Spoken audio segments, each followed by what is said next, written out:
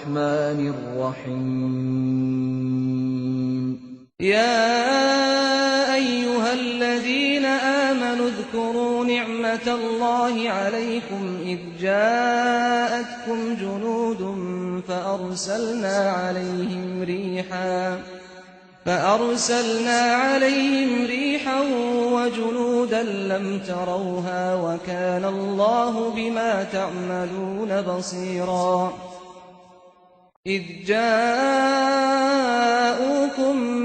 من فوقكم ومن أسفل منكم وإذ زاغت الأبصار وبلغت القلوب الحناجر وتظنون بالله الظنونا هنالك ابتلي المؤمنون وزلزلوا زلزالا شديدا صدق الله العظيم. Ya ayyuhalladzina amanu dzkuru ni'matallahi 'alaikum, wahai orang-orang yang beriman, kenangkanlah nikmat Allah yang dilimpahkannya kepada kamu. Iz ja'atkum junudun farsalna 'alaihim rihan wa junudan lam tarauha, pada masa kamu didatangi oleh tentera Al-Ahzab, lalu kami hantarkan mereka angin ribut kencang serta angkatan tentera dari malaikat yang kamu tidak dapat melihatnya. Wa kana Allahu bima ta'maluna basira, dan ingatlah Allah sentiasa melihat akan segala yang kamu lakukan. Mulai daripada ayat 9 ini, Allah Subhanahu wa taala menyatakan kepada kita kisah Al-Ahzab. Al-Ahzab artinya puak-puak, pakatan puak-puak Arab, pakatan. Al-Ahzab nama satu peperangan. Al-Ahzab juga namanya Ghazwatul Khandaq, peperangan parit, kerana Nabi menerima cadangan sebahagian daripada sahabat ataupun salah seorang sahabat, Salman Al-Farisi, yang mencadangkan supaya dibina parit sekitar Madinah ini untuk mempertahankan diri dari serangan musuh.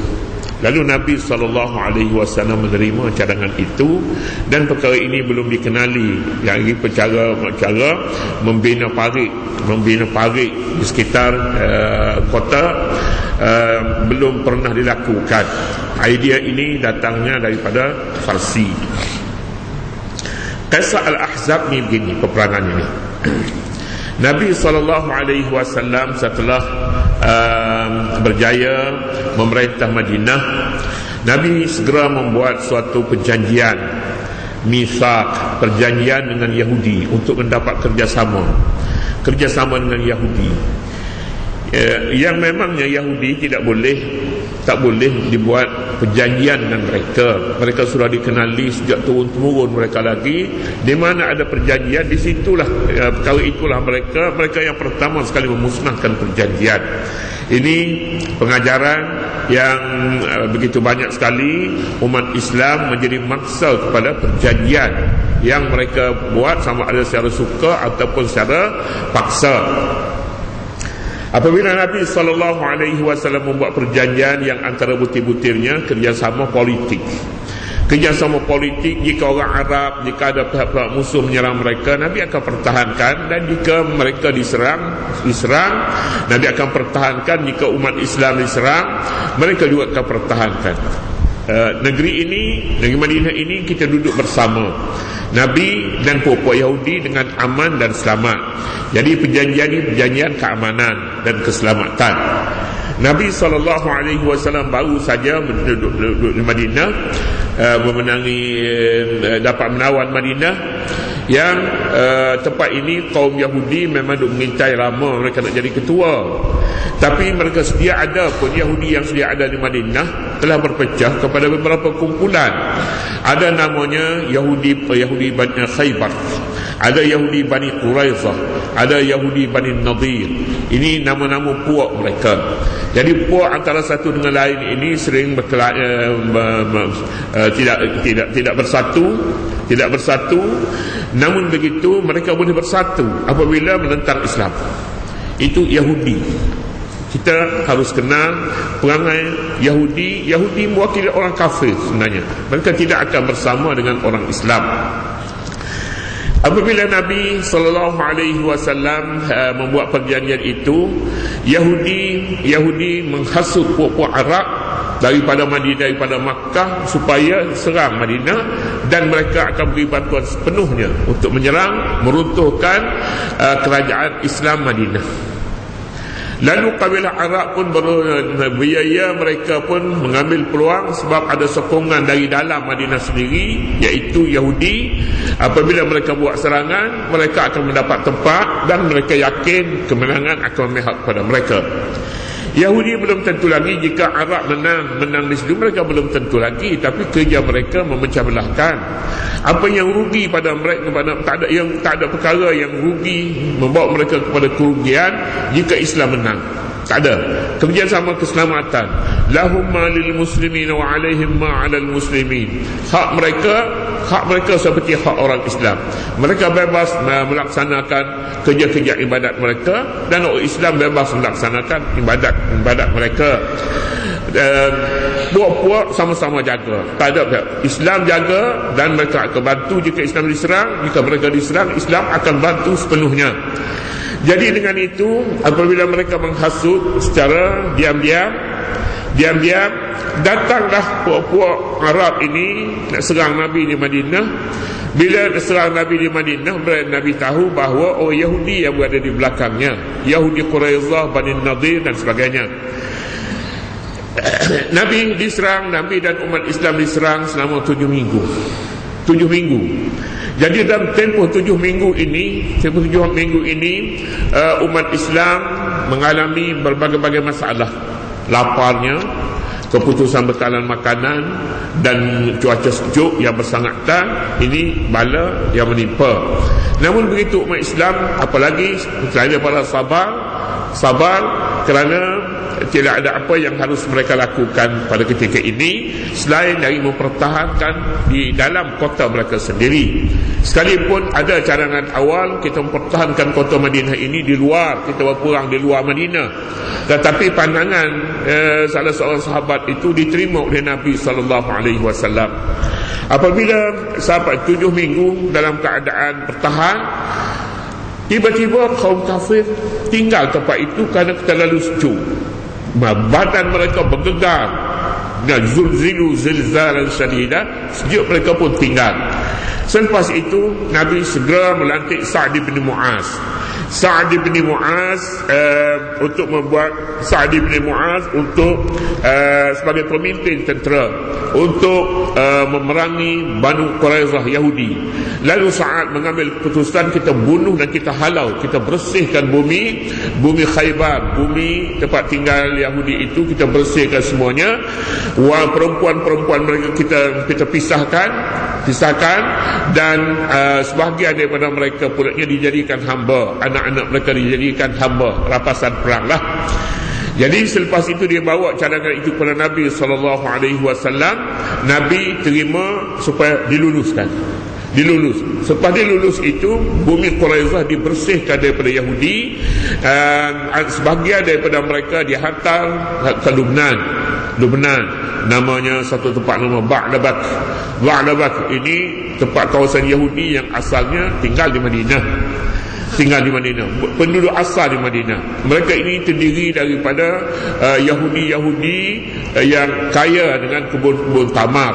Nabi rampas habis rumah mereka, kediaman mereka, harta benda mereka, harta kebun mereka pun. Tetapi buminya tidak dibahagi kepada tentera-tentera.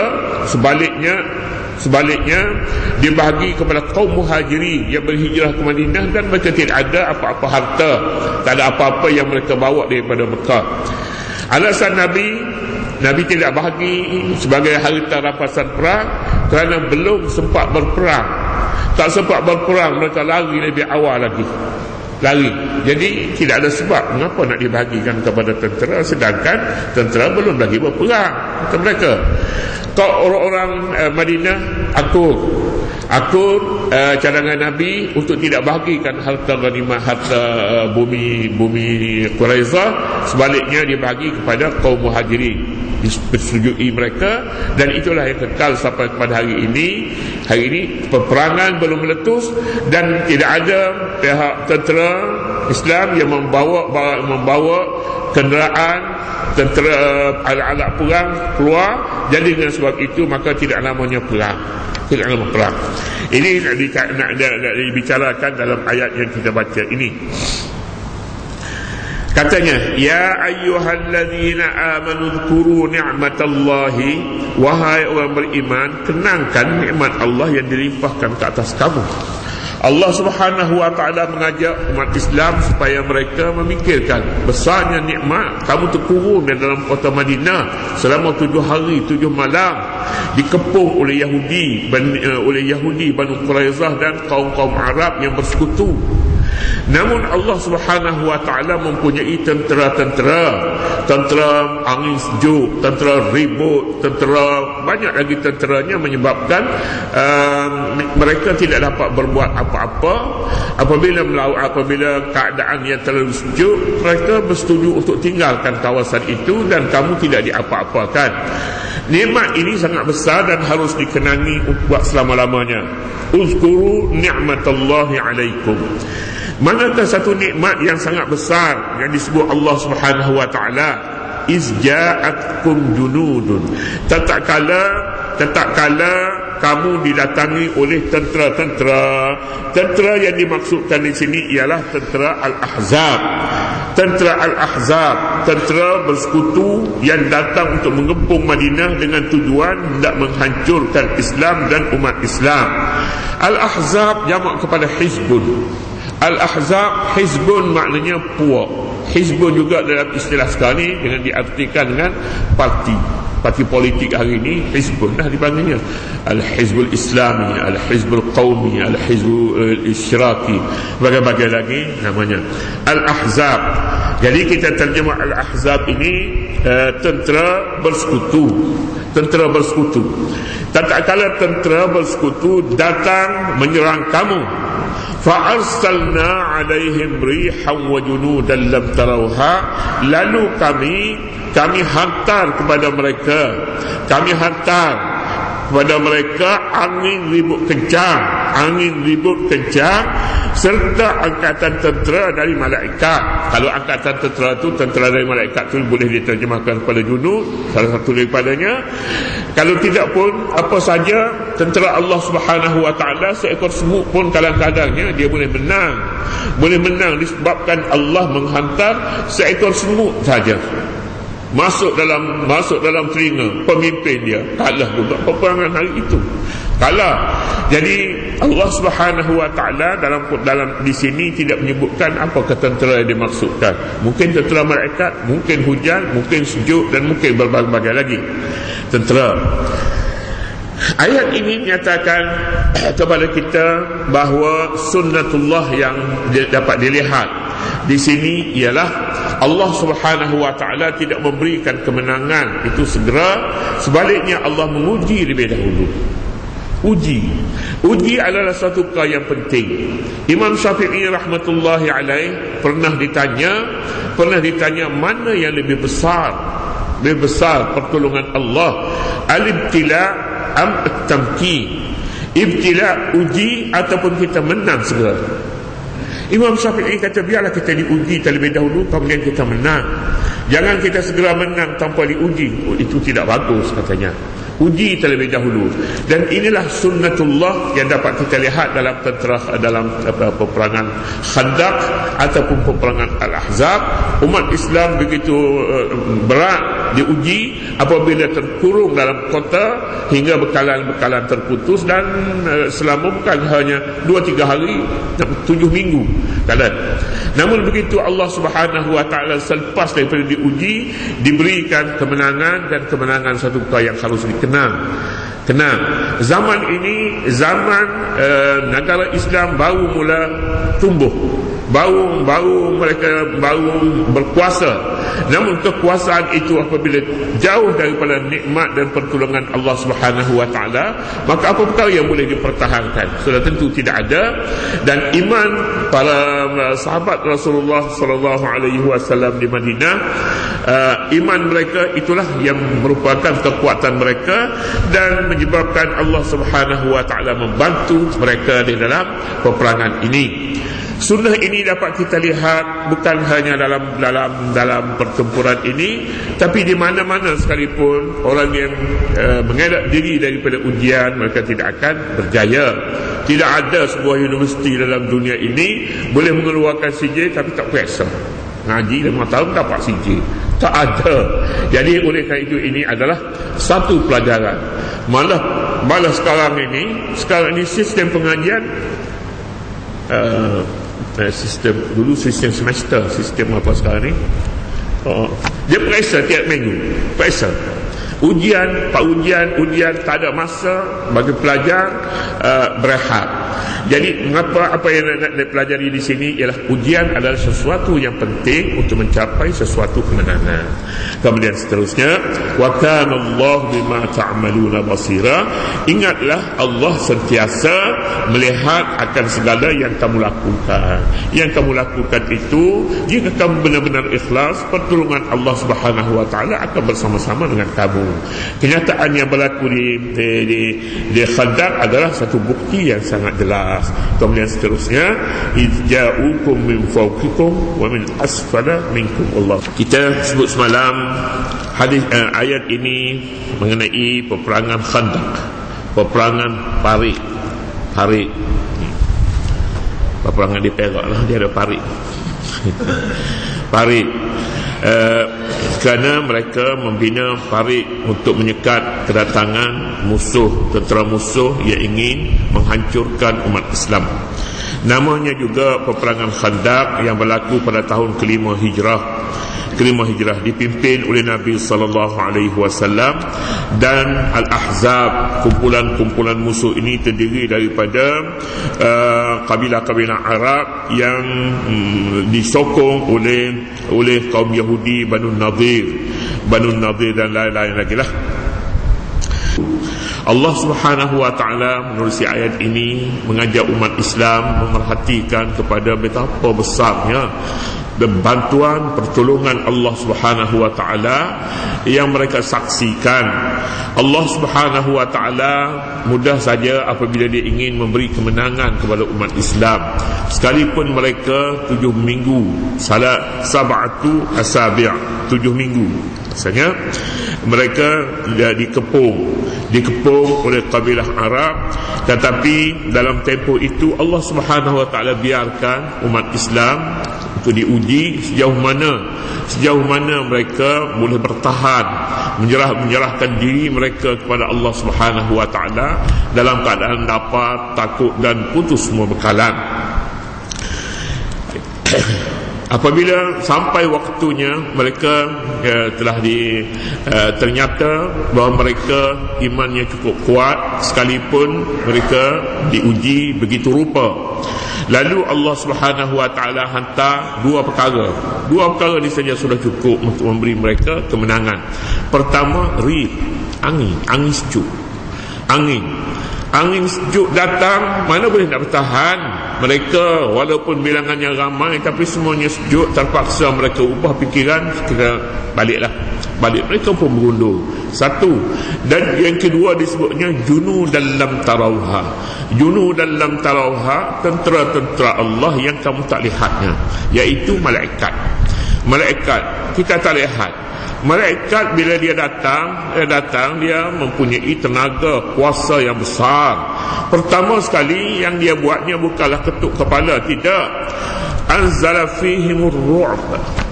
Dia turunkan rasa takut, rasa gemetar, tak boleh tahan. Duduk rasa takut, cabut lari. Sebenarnya cabut lari. Dua perkara ini saja mudah saja bagi Allah Subhanahu wa taala untuk memberi kemenangan kepada umat Islam. Jadi kalau macam tu bagi mereka yang benar jujur dengan Allah Subhanahu wa taala, maka tidak susah bagi Allah untuk memberi kemenangan.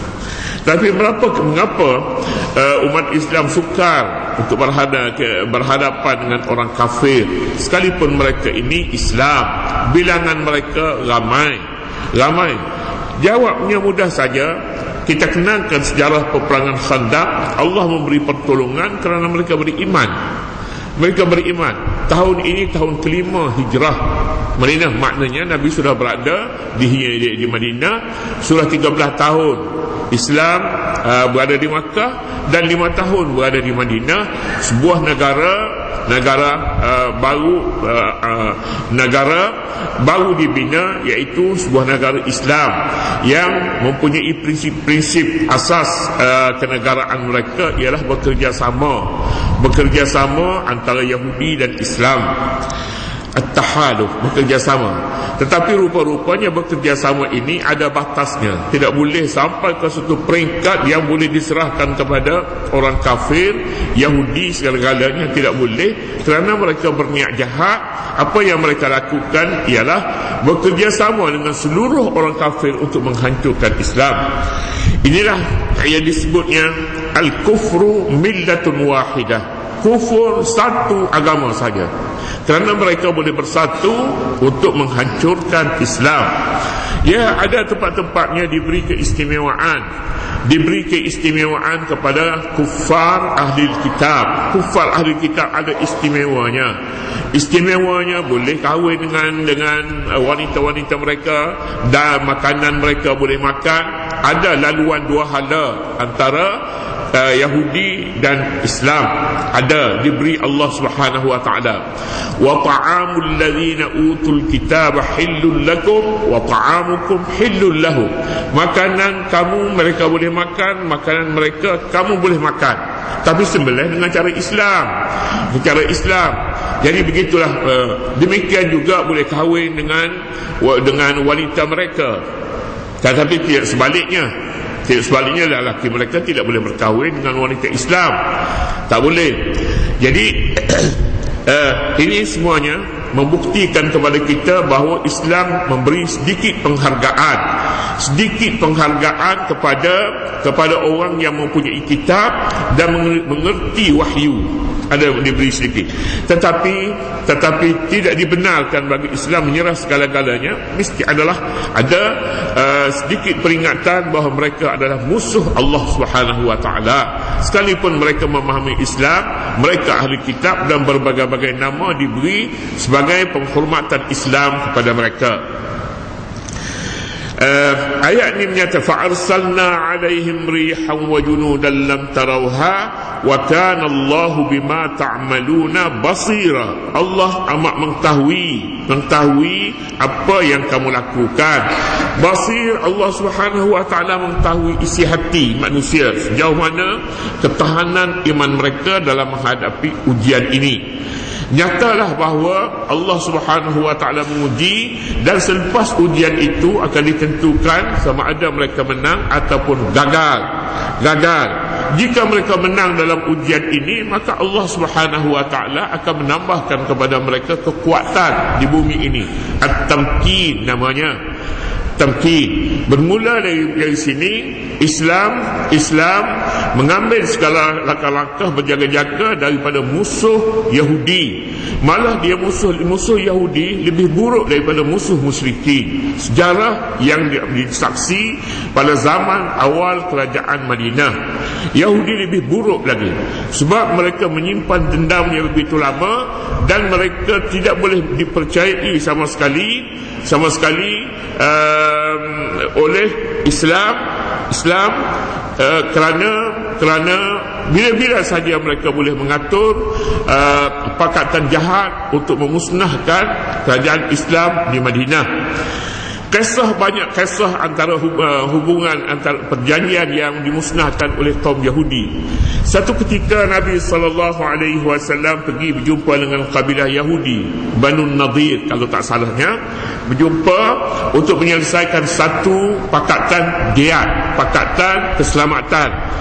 Jika ada orang sama ada dari Yahudi ataupun orang Islam yang dibunuh, hendaklah pakatan ini kerajaan Islam Madinah membuat pakatan, hendaklah mereka memberi kerjasama untuk membayar diat, sama ada yang dibunuh itu Yahudi ataupun orang Islam. Lalu Nabi pergi berjumpa dengan ketua kaum untuk mendapatkan pungutnya, untuk mendapatkan wang bagi membayar diat seperti mana yang dijanji. Pada mulanya mereka mempersilakan Nabi SAW dan mereka mengajak naik ke atas rumah mereka untuk berkira, dan mereka bersetuju untuk membayar. Rupa-rupanya di dalam perjanjian itu, ketika beberapa orang melayani Nabi, pada masa yang sama mereka menyuruh salah seorang daripada mereka naik ke atas bumbung dan menghempaskan batu ke atas kepala Nabi SAW. Jika Allah Subhanahu wa taala tidak memelihara Nabi pada waktu itu, sudah tentu Nabi maknanya tamat hayatnya di situ. Tetapi Allah Subhanahu wa taala mengarahkan Jibril memberitahu segera bahawa musuh sedang mengaturkan tindakan untuk membunuh Nabi.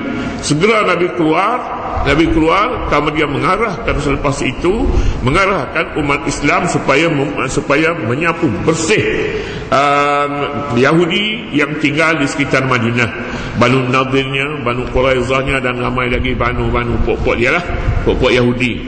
Itulah dia sejarah menyatakan kepada kita. Sejarah yang seumpama ini sebenarnya diperingatkan di dalam ayat ini, uzkuru, hendaklah kamu kenangkan. Ini bukan suatu perkara yang datang sambil lewat saja, datang untuk mengajar kita supaya tidak menyerahkan apa-apa pun hak yang dimiliki oleh orang Islam kepada orang bukan Islam, sama ada Yahudi ataupun kufar musyrikin. Seterusnya ayat menyatakan, izja'ukum min fawqikum wa min asfala minkum wa izzaghatil absar wa balaghatil qulubul hanajira wa tadhunnuna billahi dhununa. Allah membilang satu demi satu apa yang ditanggung, yang dirasai umat Islam pada ketika ini. Masa itu katanya ialah masa tentera musuh datang melanggar kamu dari sebelah hulu dan dari sebelah hilir tempat pertahanan. Yang datang kepada kamu berada di Madinah, Yahudi datang dari hulu, sebelah datang, sebelah hilir datang untuk mengepung kamu di tengah-tengah kota Madinah. Untuk izja'ukum, apa perasaan kamu pada ketika ini? Bilangan kamu hanya beberapa kerat saja, dan kamu pun tidak bersedia untuk berperang dengan mereka. Justru itu kamu membuat pakatan kerjasama. Mereka datang dari sebelah atas, dari sebelah bawah. Sebelah bawah ni sebelah hilir lah kita sebutnya, sebelah hulu, sebelah hilir. Pada ketika itu pula bagaimana kamu? Wa izzaratil absar, dan masa itu ialah masa pemandangan mata kamu tidak berketentuan arah kerana gempar dan bengong. Wa izzaratil absar, maklumlah bahawa kota Madinah bukan satu kota yang besar. Apabila dikepung seluruhnya, maka bagaimana kamu? Al-Quran menggambarkan izzaratil absar wa balagatil qulubul hanajir. Pada ketika itu mata kamu tidak bertentu arah, hati kamu pula resah gelisah kerana cemas dan takut anak-anak kamu tidak mempunyai makanan dalam tempoh beberapa minggu. Di mana kekuatan ada pada kamu hidup dalam keadaan bekalan, tiada bekalan dan tiada senjata. Balaghatil qulubul hanajir, terjemahan harfiahnya balagha sampai, hati-hati, al-hanajir senjata. Balaghatil qulubul hanajir, maknanya takutlah di sini. wa tazunnuna billahi dhununa wa tazunnuna billahi dhununa, dan kamu pula menyangka terhadap Allah dengan berbagai-bagai sangkaan. Kamu pada ketika itu menyangka bila lah Allah Subhanahu wa taala nak tolong, bila Allah Subhanahu wa taala nak tolong. Pada ketika itu mereka merasakan hati mereka ni sudah hampir-hampir dipancung. Maknanya soalan begitulah, sama menunggu bila-bila masa saja akan mati di tangan musuh pada ketika ini. Hunalika tuliyal mu'minuna wa zulzilu zilzalan syadida. Pada saat itulah mereka diuji, pada saat itulah diuji orang-orang yang beriman dan digoncangkan perasaan dan pendiriannya dengan goncangan yang amat dahsyat. Hunalika, di sini manusia diuji. Di sini umat Islam menunjukkan mereka telah berjaya, telah lulus ujian. Dengan sebab itu mereka diberi kenikmatan yang sangat besar, iaitu bersendirian dalam memerintah negara Islam di Madinah yang dahulunya ada sedikit kerjasama. Rupa-rupanya kerjasama dengan mereka telah diatur oleh Allah Subhanahu wa taala. Kerjasama tak perlu diadakan kerjasama, kerana kerjasama dengan mereka tidak pernah mereka menunjukkan ikhlas bersama orang Islam. Jadi pengajaran yang boleh diambil di sini, Allah Subhanahu wa taala membetulkan sedikit politik kerjasama dengan orang kafir. Politik kerjasama dengan orang kafir tidak memberi kekuatan kepada orang Islam. Sebaliknya mereka adalah bersendirian dalam menentukan hala tuju mereka, ke mana mereka ingin bawa bumi Islam di Madinah ini, di Madinah, dan mereka mempunyai berbagai-bagai kejayaan dalam menentukan kedudukan umat Islam di Madinah. Kerana tidak berapa lama kemudian Islam dapat berkembang ke seluruh bumi Arab pada masa hayatnya Nabi SAW dan selepas hayatnya hayat. Jadi itulah yang diperlihatkan dalam ayat yang tidak banyak, 2-3 ayat saja, tentang peperangan Khandaq, dan ayat-ayat seterusnya akan menyatakan pula kaum munafikin dari dalam masyarakat Islam sendiri. Mereka ini juga merupakan duri dalam daging yang sentiasa melihat buruk kepada orang Islam dan negara yang baru dibina, negara Islam Madinah yang baru dibina.